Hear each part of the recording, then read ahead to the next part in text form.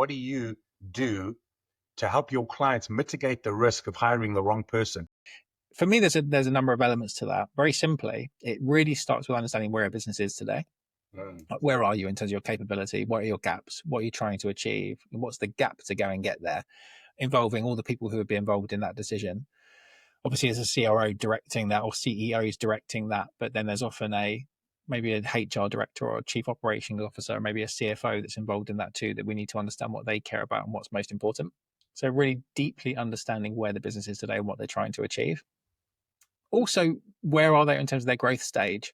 So the thing that often de-risks it is someone who has experience of a growth stage.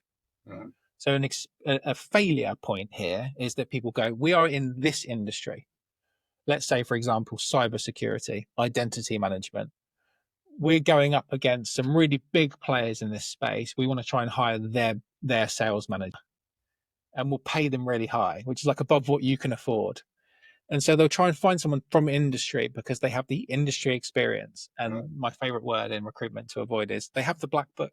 They have the Rolodex, they're going to magically get us into all of these customers. Hold on. They've worked in a £100 million business. Yeah. And they were there from the 100 million to 150 million range. You're a 3 million business trying to go to 5, and you've been stuck at 3 for 3 years. That person is not the person you need. They don't know what it's like to work in that lack of resource environment without a brand that people recognize. Yeah. So if you can find someone who's worked in a similar stage, ideally in the exact stage of revenue growth that you're trying to achieve, the commonalities, the trends, the patterns that exist around growing a business from that stage to that stage are so intrinsically linked that there's very likely to be a bunch of overlap in terms of their experience that they can go and do.